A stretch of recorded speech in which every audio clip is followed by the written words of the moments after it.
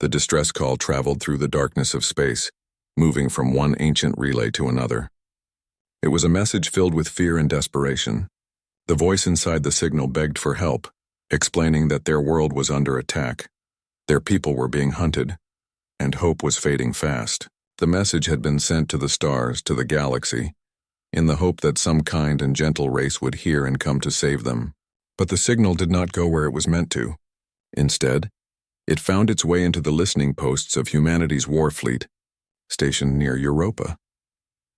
On the flagship, Captain Laura Mitchell stood in silence as the alien words were translated into English and displayed on the screen before her.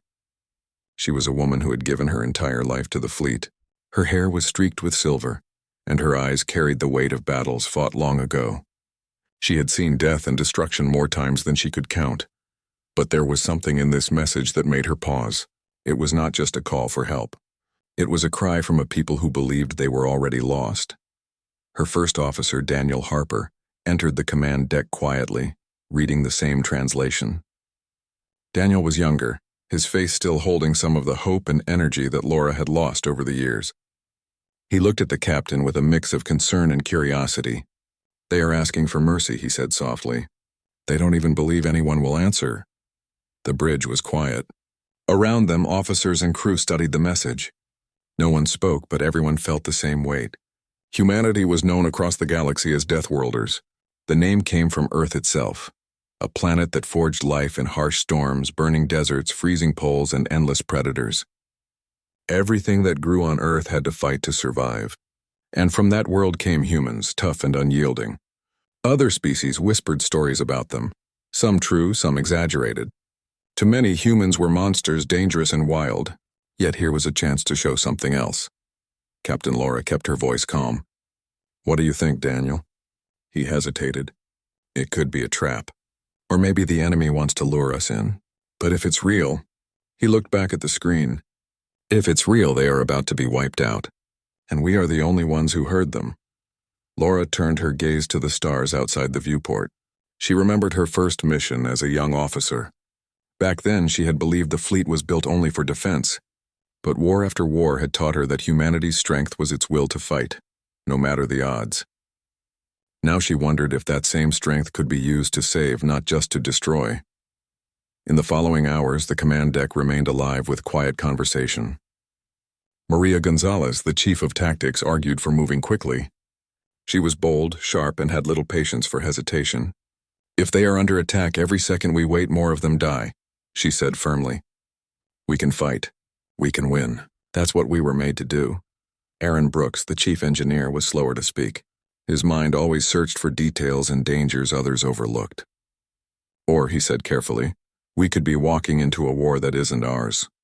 If this enemy is stronger than we know, we might be risking everything for strangers." The debate spread through the crew.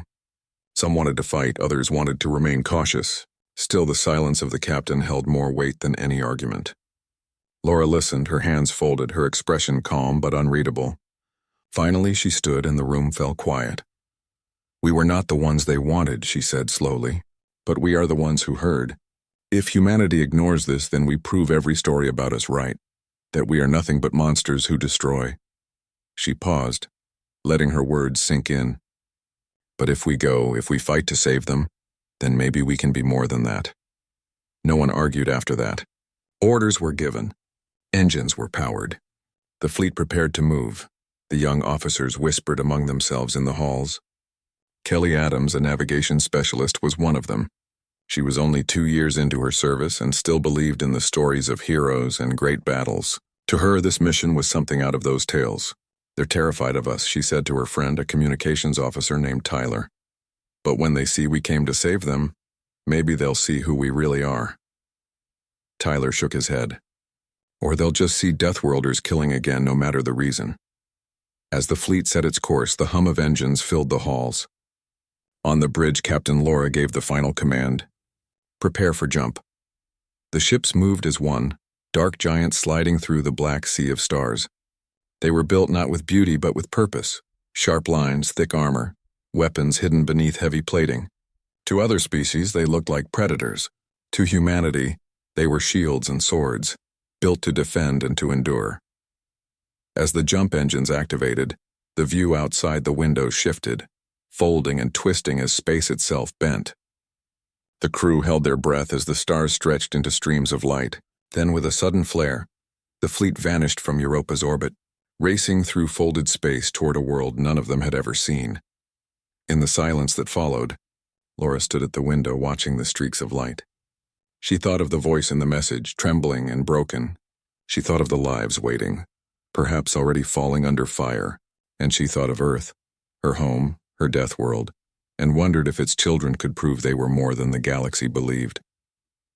Far away, the aliens who had sent the message waited in fear, unaware of who was coming. They had hoped for saviors of peace and kindness. Instead, a fleet of warriors from the most dangerous world in the galaxy was on its way. The human fleet moved like shadows across the endless void, silent and heavy, their engines glowing faintly as they cut through folded space. Each ship carried the weight of countless battles, their armored hulls scarred but strong. Inside the flagship, Captain Laura Mitchell walked the bridge with steady steps. Her mind was clear, but her heart carried the tension of what was to come. They were heading toward a battle that was not theirs, to save people they had never met. Yet in her chest, Laura felt it was the right choice. Her senior officers gathered around the central display. Daniel Harper, her first officer, stood close by, always ready to support. Maria Gonzalez, chief of tactics, leaned forward with sharp eyes as maps of the star system appeared. Aaron Brooks, the engineer, folded his arms, his expression calm but cautious. The bridge filled with the quiet hum of machines and the low murmur of voices as the fleet prepared. Laura looked at her officers. "You know why we are here. The message was not meant for us, but it reached us, and we are not the kind to turn away." Maria nodded firmly. "Then we hit them fast. No waiting, no hesitation. The longer we delay, the more lives will be lost." Aaron spoke carefully. "We should not forget that we know nothing about the enemy. We may be facing a fleet larger than ours with weapons we've never seen. If we move without caution, we risk everyone." Laura listened to both sides. It was always like this, the balance between courage and caution. "We will act with strength but not without thought," she said at last. "Daniel, prepare the formations. Maria, work on strike patterns. Aaron, make sure every ship is ready for stress on the engines." The officers nodded and moved to their tasks. In the lower decks, young officers and crew whispered among themselves. Kelly Adams, the navigation specialist, walked with her friend Tyler through the narrow halls. She spoke in a low voice, almost in awe. "Do you realize what this means? We are about to show the galaxy that humans can be more than just the monsters they fear." Tyler, less hopeful, shook his head. "Or we will show them that the stories are true. We fight like no one else. To us, it is saving lives. To them, it may look like another storm of death." Kelly sighed but did not argue. She wanted to believe, but deep inside she knew Tyler might be right. The galaxy never saw humanity as gentle. Back on the bridge, Daniel stood over the display, marking the positions of the ships. "Formations will be tight. We need to protect the fleet's heart and strike hard at their strongest ships." His voice was steady, his eyes focused. He had grown under Laura's command, learning to trust in her calm strength. Now as they moved toward the unknown, he felt the weight of responsibility pressing against him. Hours passed as the fleet continued its journey through folded space. The stars outside stretched into rivers of light, and the crew busied themselves with checks and drills. The ships were alive with motion. Marines prepared weapons, engineers inspected reactors, medics arranged supplies. Everyone knew that soon they would enter battle. At last, the sensors showed the end of their path. Space began to fold back into normal form. The crew braced themselves. Laura gave the command, "Prepare for exit." The fleet burst out of folded space into a new star system. The first sight filled the screens. A green and blue world, beautiful and alive, but covered in fire. Bright streaks of bombardments lit the skies. Enemy warships, massive and dark, circled the planet like predators. Explosions flashed across the upper atmosphere. The alien world was being torn apart. Gasps filled the bridge. Even the most hardened officers paused. The planet was dying in front of them. Laura's voice was steady. "All ships hold position. Scan the system." Data poured into the displays. Enemy ships outnumbered them, but human ships were stronger, built for survival and endurance. The enemy's patterns showed little fear. They believed no one could stop them. Maria's lips curved into a grim smile. "They don't know who we are." Laura stood tall. "All ships, weapons ready. We move to defend the planet. The order spread through the fleet. Engines roared. Weapons armed! The dark human ships formed their lines and surged forward. To the enemy, they looked like beasts of metal and fire, moving with the precision of hunters. On the bridge, Daniel's voice cut through the tension. Formations locked. Wings 1 and 2 prepare to strike. Wings 3 and 4 protect the evacuation vessels. The first volleys thundered into space. Human cannons tore through enemy shields. Explosions lit the darkness, debris scattering. Enemy ships turned to face the sudden attackers, but they were too slow. The humans fought with speed and ferocity that left their foes struggling to respond. On one of the alien evacuation ships, terrified civilians watched from windows as the human fleet struck. To them, the Deathworlders were a nightmare come alive. They had heard stories of humans, beasts who thrived in violence, and now they were seeing it with their own eyes. Yet in that storm of fire, they also saw protection. Human ships placed themselves between the planet and the enemy, shielding the evacuation vessels with their own armored hulls. On the flagship, Laura gave command after command, her voice calm even in the chaos. Target their carriers. Shield the southern orbit. Daniel, shift formation Bravo. Maria, hit their flagship with everything we have. Maria's fingers flew over the controls, launching volleys of missiles and plasma fire.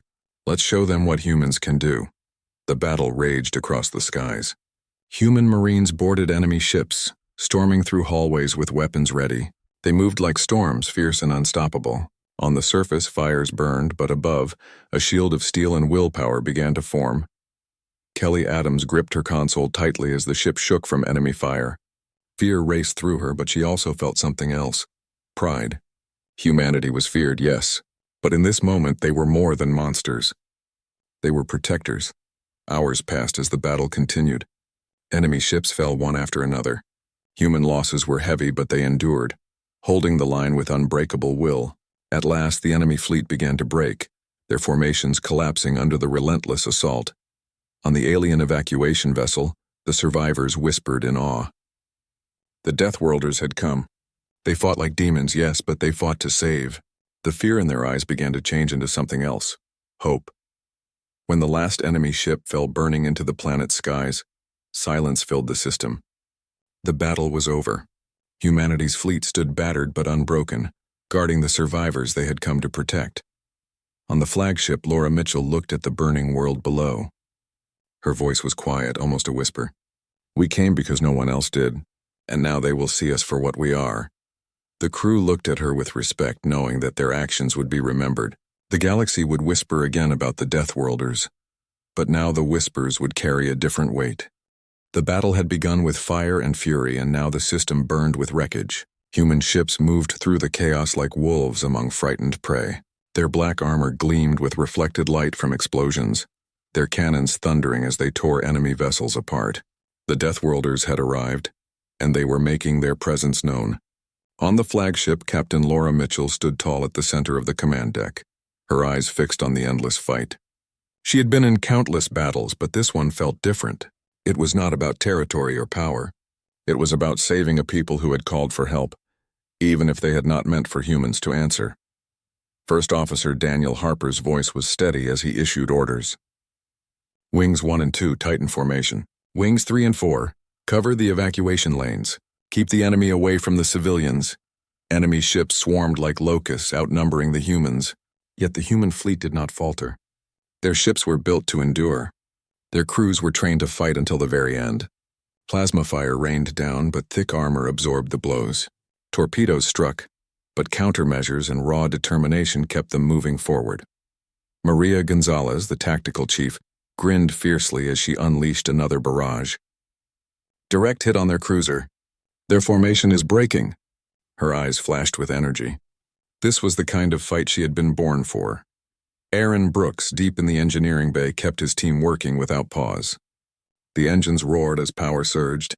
Sparks flew, alarms blared, but Aaron's calm voice kept the crew steady. Hold it together. The ship needs every ounce of power. We give up nothing. His words carried strength, and the engineers obeyed, patching systems with speed that only came from years of hardship and survival. Meanwhile, in the halls of the human warships, Marines prepared for boarding. They were armored in black, helmets hiding their faces, weapons held ready. When their pods launched into the void, they struck enemy ships like thunder. The pods tore into hulls, opening paths into the enemy. The Marines stormed in, moving fast and sharp. They fought with a fury that shocked their foes. To the enemy, they looked like demons from a nightmare. To the Marines, it was survival, a way of life born on a death world. On one enemy vessel, alarms screamed as human Marines broke through the bulkhead. The aliens inside, tall and thin with soft limbs, tried to resist, but they were no match. The humans cut through them, not with cruelty, but with the efficiency of warriors who knew hesitation meant death. The ship fell in minutes, its systems turned against its own fleet. Back on the planet, fires raged across the skies. The enemy's bombardments had torn cities apart. Civilian ships rose desperately, carrying families who had left everything behind, and above, human ships moved to shield them. Enemy fire struck the human fleet, but the humans did not move aside. They placed themselves between the helpless and the storm, their hulls absorbing punishment meant for others. On one of the evacuation ships, an alien child pressed his face to the window. His wide eyes reflected the sight of human warships glowing with fire as they fought. His mother pulled him close, whispering, "Do not look. They are the Deathworlders." But the boy whispered back, "They are saving us." Inside the flagship, Kelly Adams, the young navigation officer, kept her hands tight on the console. Her heart pounded as the ship shook with another impact. Fear swam through her, but pride burned brighter. She thought of Earth, of her family, of the stories that called humans dangerous. And now she saw the truth. They were dangerous, yes, but they were dangerous for the right reasons. Daniel looked over at her, reading her fear. "Steady, Kelly. We hold the line." His calm voice anchored her, and she nodded, pushing her fear aside. The enemy flagship loomed ahead, massive and cruel. Its guns burned bright, striking down at the planet with no mercy. Laura's voice was firm. "Target their flagship. All weapons now." Maria did not hesitate. "All batteries fire." The human fleet unleashed its fury. Missiles streaked through the void, cannons roared, and plasma fire tore into the enemy flagship's shields. The alien ship shook, its armor cracking, its guns faltering, but it still stood, fighting back with the power of a beast unwilling to die. On the command deck, alarms screamed. The flagship rocked as enemy fire struck it hard. Aaron's voice came through the comms, calm but urgent. "Shields down to 50%. We can't take many more hits." Laura's jaw tightened. "Then we finish it before it finishes us." "Daniel, bring us closer." Daniel hesitated. "Closer? That will put us in direct fire." Laura met his eyes, her expression unshaken. "Closer. Now." Daniel gave the order, and the ship surged forward. Enemy fire pounded them, shaking the hull, but they kept moving. The human flagship pushed into the storm, weapons blazing. At last, their shots pierced the heart of the enemy flagship. Explosions ripped through it, flames bursting from its sides. One final blast tore it apart, and the massive ship split in two, falling toward the planet in burning wreckage. Cheers erupted across the human fleet. The enemy's command was broken. Their formations scattered. Panic spread among them. Human ships pressed their advantage, striking down vessel after vessel until the last of them fled into the darkness. Silence fell, broken only by the groans of damaged ships and the cries of relief from evacuation vessels. Humanity had won the battle. On the flagship, Laura stood quietly, her eyes on the burning world below. "We came because no one else did," she said softly. "And now they know." Daniel stood beside her, his chest rising and falling with the weight of victory. "They will fear us even more after this." Laura's gaze did not move. "Then let them fear. But let them also remember that when they called for help, it was humans who answered." On the alien ships, survivors whispered in disbelief. They had heard the stories of Deathworlders, of their violence, of their cruelty. And now they had seen the truth with their own eyes. Yes, the humans were fierce. Yes, they fought like monsters. But they had used that fury to protect. And in the hearts of those who had been saved, fear slowly turned into gratitude. Far away in the halls of the galaxy, rumors would soon spread. They would say that the Deathworlders had come, that they had brought fire and death, but they would also say that without them, an entire people would have been lost, and maybe, just maybe, the galaxy would begin to see humanity differently. For now, the human fleet remained in orbit, guarding the survivors. The battle was over, but their mission was not. There were lives to protect, cities to help, and trust to build. The Deathworlders had answered the call, and their presence would not be forgotten. The battle was over, but the silence that followed was heavier than the sound of cannons. The human fleet floated above the wounded planet, their black hulls glowing faintly from the fires of battle.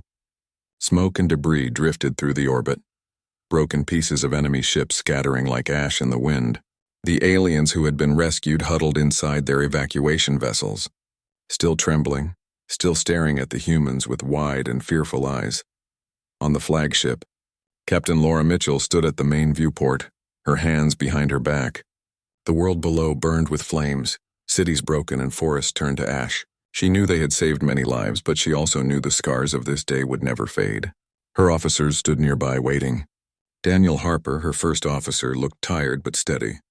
Maria Gonzalez's eyes still burned with the fire of battle, while Aaron Brooks rubbed a hand across his face, his voice low when he spoke.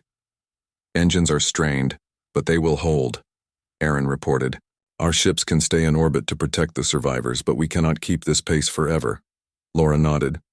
"We will stay until we are no longer needed," the comms officer interrupted. "Captain, we are receiving a message from the Alien Council leader. They request to speak with you." Laura gave a short nod. "Patch them through."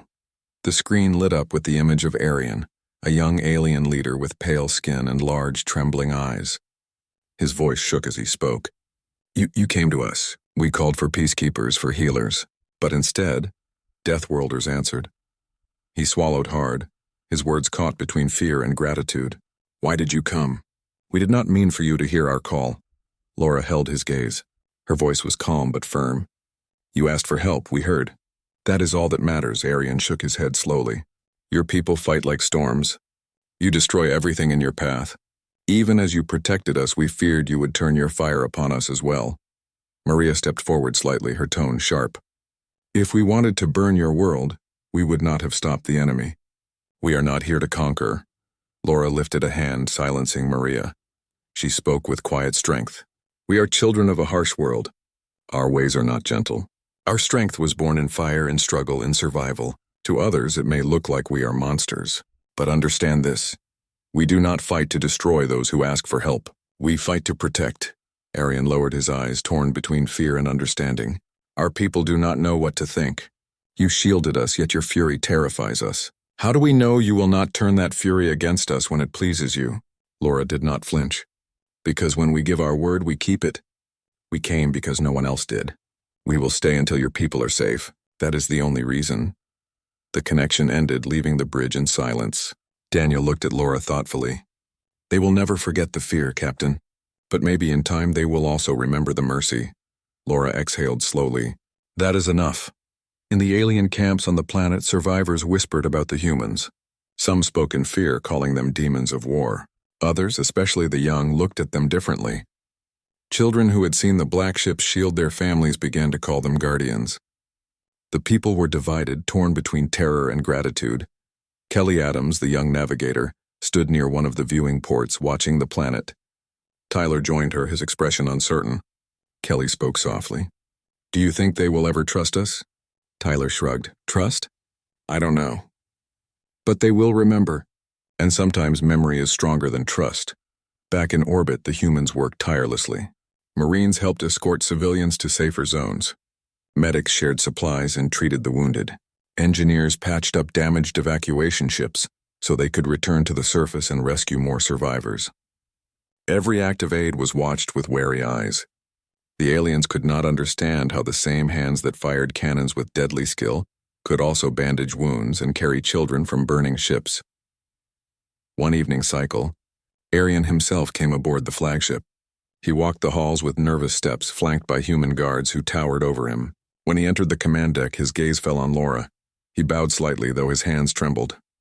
"Captain Mitchell," he began, "our people argue endlessly. Some say we should keep distance from you. Some say you have saved us and we owe you everything. I came to see for myself." Laura regarded him quietly. "And what do you see now?" Arian hesitated. He looked at the crew, at Daniel's steady focus, at Maria's fire, at Aaron's quiet strength. He saw not demons but people who carried themselves with discipline and purpose. "I see that you are not as the stories say. Fierce, yes. Dangerous, yes. But there is something else in you. A kind of loyalty. A shield made not of metal but of will. Laura inclined her head. Then remember that, because when humanity chooses to protect, we do not abandon those under our care. Arian's eyes softened. He bowed again, this time lower. Perhaps the galaxy has judged you too quickly. When he left, Maria whispered to Laura with a faint smile. You may have just earned us an ally. Laura shook her head. Or a frightened friend. Time will tell. As the days passed, the survivors began to see more of the truth. Human soldiers shared their rations even though supplies were tight. Medics stayed awake for hours treating alien wounds without rest. Engineers worked side by side with alien workers to rebuild broken systems. Slowly, the whispers of fear began to change into whispers of hope. A young alien child approached a human Marine one day, offering him a flower from the burnt soil. The Marine, unsure what to do, accepted it with a smile beneath his helmet. The child laughed and others saw. Small moments like these began to spread, softening hearts. Still, fear lingered. Some alien leaders spoke openly against the humans, warning that their presence was dangerous. But others, moved by gratitude, argued that perhaps this was a new chance. The debate grew, but the humans did not interfere. They simply continued their work. Laura knew that trust could not be forced. It had to be earned day by day, act by act. She reminded her crew of this every night. We do not need them to love us, she said. We need them to know that when they were at their weakest, we stood for them. That truth will last longer than fear. In the quiet of her quarters, Laura thought often about Earth. About the name the galaxy had given them. Deathworlders. She knew it would never disappear. Humans would always be feared. But perhaps after this, they could also be respected.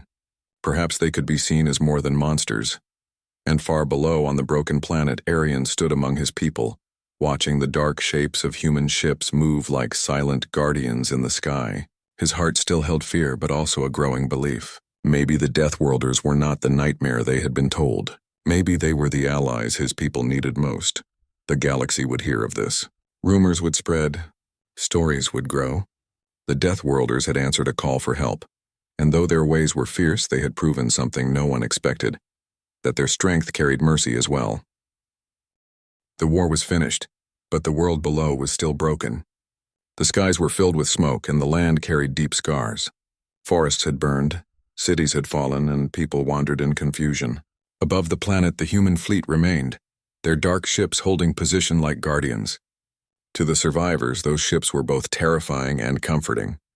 They were reminders of the fury that had saved them, and the strength that still lingered above. On the flagship, Captain Laura Mitchell stood with her officers. Daniel Harper had been running reports from the ground. Maria Gonzalez still carried the sharp energy of battle, though her tone softened now when she spoke. Aaron Brooks had been working without rest, repairing ships and systems. And Kelly Adams, the young navigator, still watched the planet with wide eyes, struggling to understand how something so beautiful could suffer such destruction. The enemy is gone, Daniel reported. Their survivors have fled into deep space. They will not return soon. But the people here are divided. Some call us saviors. Others say we are monsters who brought more fire. Laura listened in silence, her eyes fixed on the planet. They are right to fear us. They saw our fury, but they must also see what we do after the battle. That is what will matter. The fleet had begun sending down aid. Marines carried supplies into ruined towns, lifting rubble and helping rebuild shelters. Medics treated the wounded with steady hands, sharing medicine and care. Engineers worked with alien survivors to repair broken machines and bring light back to dark cities. Every act of kindness was watched with cautious eyes. Some survivors pulled away, unable to trust. Others wept openly, grateful to be alive. On the ground, Arian, the young alien leader, walked among his people. He was still torn inside, still hearing the voices of elders who whispered warnings against the humans. Yet when he saw a human medic kneeling to treat a wounded child, or a Marine handing food to a family, his heart began to change. He knew his people would never see the humans as gentle, but he began to see them as something else, unyielding protectors. One evening, Arian came aboard the flagship again. He stood before Laura, his voice steadier than before. Our people argue without end. Some say to send you away before you bring more war. Some say we should beg you to stay because without you we would not survive. I am pulled between both. But I have come to tell you this, we cannot deny what you have done. You answered our call when no one else did. Laura studied him quietly. We do not ask for your praise. We did what we believed was right. You will decide how to remember us? That is your choice, Arian lowered his head. I fear you still, but I also respect you. Perhaps in time my people will feel the same. Days turned into weeks. Slowly, the scars of battle began to heal. Towns rebuilt with human help. Children played again, though their laughter carried shadows of what they had seen. The human fleet remained, standing watch as if daring any enemy to return. The survivors began to see that the Deathworlders did not leave when the fighting was finished. They stayed, they helped, they protected. One day, a council of alien leaders gathered in a broken hall. The debate was long and heavy. Some leaders stood tall, their voices sharp with fear. They are too dangerous. They bring storms of fire. If they remain, we will live under their shadow. Others, moved by gratitude, spoke differently. Without them, we would not be alive to argue at all. Yes, they are fierce, but their strength has kept us alive. Perhaps that is not something to fear, but something to honor. In the end, a choice was made. The council would not reject the humans. They would not drive them away. Instead, they would accept their protection, for as long as it was offered. It was not love, not yet, but it was a beginning. When Arian returned to the flagship, he carried the council's words. He stood before Laura, his voice clear. We will not ask you to leave. We will accept your aid. And we will remember this. When we called for help and the galaxy turned away, it was the Deathworlders who came. Laura gave a single nod. Then we have done what we came to do. We will stay until you can stand on your own. After that, your future is yours. The word spread through the survivors. Slowly, fear began to turn into respect. The stories grew. Children whispered that the Deathworlders were not demons but guardians. Elders told tales of ships that burned like fire, yet shielded those they protected. And across the galaxy, rumors spread like wind, rumors that the feared humans had answered a call for help, and had chosen to fight for mercy instead of conquest.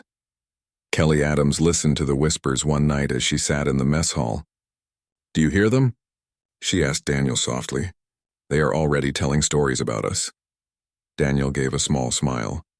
Stories will spread faster than truth, but maybe this time, the stories will carry something good. Laura passed by, her steps quiet, her face unreadable. She knew the galaxy would continue to fear humanity. That would never change. But now, perhaps, they would also remember something else, that humans could be allies, fierce but loyal, dangerous but protective. When the day finally came for the fleet to prepare for departure, Arian stood on the surface, watching the dark ships rise into the sky. He felt a strange mix of fear, gratitude, and longing. He raised his hand in salute, though he knew they might never see it. His voice whispered to himself, carried by the wind. We feared the Deathworlders, but we will not forget that they saved us. On the flagship, Laura watched the planet grow smaller as the fleet ascended. Daniel stood beside her, quiet. Do you think they will ever truly trust us? He asked. Laura did not look away from the stars. Trust takes time, but we gave them something stronger than trust. We gave them survival. That will live in their memory long after we are gone. The ships turned, engines glowing, and vanished back into folded space. The galaxy waited, and whispers spread in every corner. The Deathworlders had come, they had fought, and they had shown mercy. And in the end, when the galaxy needed them most, it was the monsters of Earth who had answered the call.